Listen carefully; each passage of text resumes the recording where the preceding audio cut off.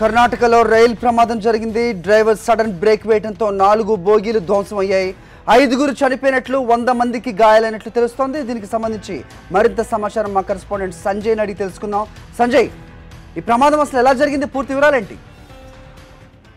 అది బెంగళూరు నుండి ఎర్నాకుళంకు బయలుదేరిన ఇంటర్సిటీ ఎక్స్ప్రెస్ ఈరోజు ఉదయం 6 గంటలకు బెంగళూరులో బయలుదేరింది. అయితే హోసూరు సమీపంలోకి ట్రైన్ వస్తున్న సమయంలో హఠాత్తుగా పట్టాలు తప్పడంతో ఇంజిన్ ముందుగా వెళ్తున్న ఇంజిన్ వేగంగా వెళ్తూ పట్టాలు తప్పడంతో ఈ ప్రమాదం చోటు చేసుకుంది. మొత్తం ఈ ప్రమాదంలో 8 బోగీలు పట్టాలు తప్పడం జరిగింది. ఇందులో D8, D9, D10 ఈ 3 బోగీలు పూర్తిగా పట్టాలు తప్పి ఒక బోగికి మరో బోగి గుద్దుకోవడంతో పూర్తిగా దెబ్బతింది. ఇందులో ప్రయాణిస్తున్న 100 మందికి పైగా ప్రయాణికులు తీవ్ర స్థాయిలో గాయాలు పాలయ్యారు. ఇప్పటి వరకు ఈ ప్రమాదంలో 8 మంది మృతి చెందినట్లు ప్రాథమిక సమాచారం ప్రకారం ఉంటుంది. రైల్వే అధికారులు 5 మృతదేహాలపై తీరం. సంజయ్, యూజువలీ ట్రైన్ అనేది ప్యాసింజర్ ట్రైన్ నడుపుతున్నప్పుడు డ్రైవర్కి కొన్ని నిర్దిష్టమైన నిబంధనలు ఉంటాయి. ఆ స్పీడ్ దాటినట్టయితే కనుక ఏదో ఒక ప్లేస్ నుంచి వాళ్ళకి కంట్రోల్ రూమ్కి ఇన్ఫర్మేషన్ కూడా వెళ్తూ ఉంటుంది. కానీ అతి వేగమే దీనికి ప్రమాదం అనుకోవాలా? వేగం వెళ్ళినంత మాత్రాన పట్టాలు తప్పిన దాఖలాలు ఇంతకుమంది మనం చూడలేదు. ఇది అతి వేగం అని చెప్పాలా? ఏం చెప్తున్నారు అధికారులు?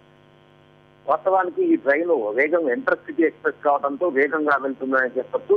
ఈ ట్రైన్ ఆనేకల్ సమీపంలో సిగ్నల్ ను చూసుకోకుండా వేగంగా వెళ్తూ కొద్ది దూరం వెళ్ళిన తర్వాతకి స్పీడ్ తగ్గించే క్రమంలో ఈ ప్రమాదం చోటు చేసుకుంది. పట్టాలు తగ్గినట్లు ప్రాథమిక సమాచారం అందుతుంది. పోలీసులు కూడా ఇదే నిర్ధారించడం జరిగింది.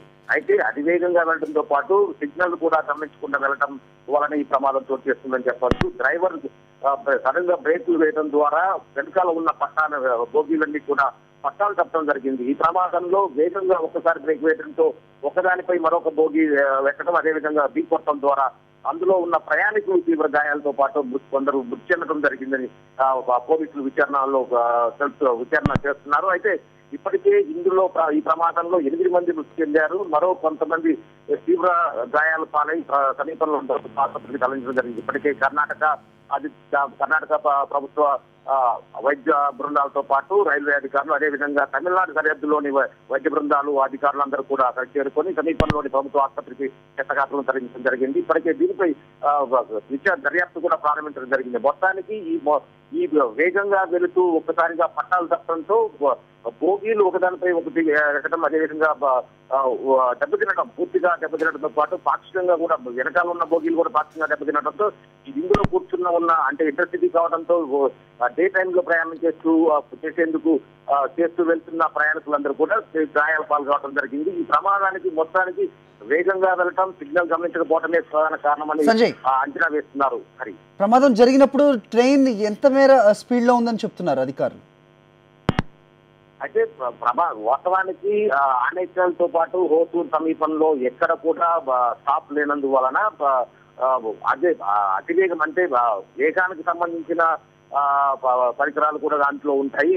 వేగంతో పాటు తదుపరి స్టాప్ వెళ్లే ప్రయత్నంలో మరింత వేగాన్ని పుంజుకునే ప్రయత్నంలో డ్రైవర్ కూడా సిగ్నల్ ను గమనించే ప్రయత్నం చేయకుండా వేగంగా వెళ్తున్నట్టు తెలుస్తుంది. అయితే ఎంత వేగంగా వెళ్తున్నారు, సిగ్నల్ గమనించకుండా వెళ్ళడానికి కారణాలు మాత్రం దర్యాప్తులు చేయాల్సి ఉంటుంది. అయితే దీనిపై దర్యాప్తు చేస్తున్నారు. ప్రస్తుతం మాత్రం క్షతగాత్రులను సమీప ఆసుపత్రికి తరలించి వారికి చికిత్స అందించే పనిలో వైద్య బృందంతో పాటు అధికారులందరూ ఉన్నారు. అయితే ఇలాంటి రైలు ప్రమాదాలు జరిగినప్పుడు మృతుల సంఖ్యని మామూలుగా తగ్గించి చెప్తూ ఉంటారు అధికారులు. అలాంటిది ఏమన్నా ఇక్కడ జరిగిందా? మృతుల సంఖ్య 8 అని చెప్తున్నారు, 100 మందికి పైగా గాయపడ్డారని చెప్తున్నారు. వాళ్ళ పరిస్థితి ఏంటి? సహాయక చర్యలు ఎలా సాగుతున్నాయి? వైద్య బృందం ఏం చెప్తోంది? ప్రమాదం జరిగిన సమయంలో 3 బోగీలు పూర్తిగా ధ్వంసంగా 3 బోగీలు పూర్తిగా దెబ్బతినడం జరిగింది. ఆ 3 బోగీల్లో ఒక బోగీలో 70 మంది ప్రయాణికులు కూర్చునే అవకాశం ఉంటుంది. అది కాకుండా ఏసీ కంపార్ట్మెంట్స్ కావడంతో ఎక్కువ మంది కూర్చునే అవకాశం, 70 మంది పై కూర్చునే అవకాశం 3 బోగీల్లో అధికంగానే కూర్చుని ఉన్నారు. అయితే ఇందులో పూర్తిగా బోగీలు ఢీకొట్టుకోవడం, అదేవిధంగా బోగీలు అంటే ఢీకొట్టుకోవడం వల్ల ఒకటిగా నుగ్గుగా కావడం అంటూ పరిస్థితి ఉంటుంది. ఈ ప్రమాదంలో ఇందులో ఉన్న ప్రయాణికులందరూ కూడా తీవ్ర గాయాలు పాలయ్యారు. అయితే ప్రాథమికంగా 100 మంది గాయపడినట్టు చెప్తున్నా కూడా అధికంగానే గాయపడినట్లు అంచనా వేయచ్చు. అంతేకాకుండా ఇందులో మృతుల సంఖ్య కూడా ముందుగా అధికారులు ముగ్గురు మృతులను చెప్పడం జరిగింది. అంతేకాకుండా తదుపరి 5 చెప్పడం జరిగింది. మొత్తానికి చూస్తే ఇప్పటి వరకు 8 మంది మృతి చెందినట్లు కూడా చెప్పడం జరిగింది. అయితే కొద్దిసేపట్లో ఎంతమంది మృతి చెందారు, ఎంతమంది క్షతగాత్రులు అయ్యారు అనే దానిపై రైల్వే శాఖ కానీ లేకుంటే అక్కడ ఉన్న అధికారులు కానీ చెప్పాల్సి ఉంటుంది. హరి సంజయ్, ఇంపాక్ట్ ముందుగా ఉన్న బోగీలకు ఉందా, వెనకున్న బోగీలకు ఉందా? అలాగే గాయపడ్డ వారిలో మహిళలు, చిన్నారులు ఎవరైనా ఉన్నారా? సమాచారం తెలిసిందా మీకు? ప్రయాణంలో ఈ రోజు ఉదయం 6 గంటల సమయంలో బెంగళూరులో బయలుదేరింది.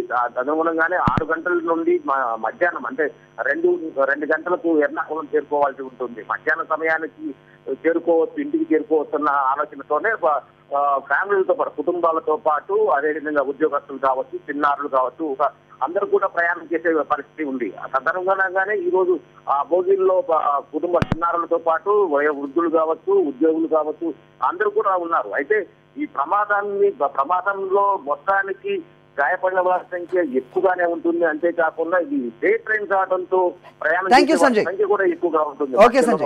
ట్రైన్ ఎక్కేవారు కావచ్చు.